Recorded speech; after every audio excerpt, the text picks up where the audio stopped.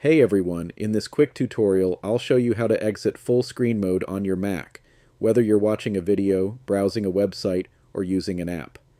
Before we begin, make sure to subscribe to the channel. It really helps me out. Thanks. Let's jump in. Say you're on a website like Amazon or watching a movie, and you've gone into full screen mode. You probably did that by clicking the green button in the top left corner of the window. That puts the app or browser into full screen and hides everything else. Now, to exit full screen, you have two simple options.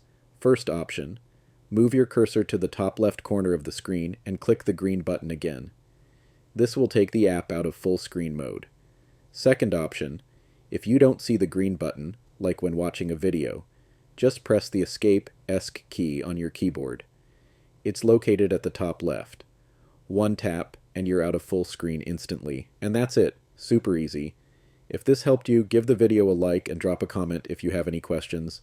I'm here to help.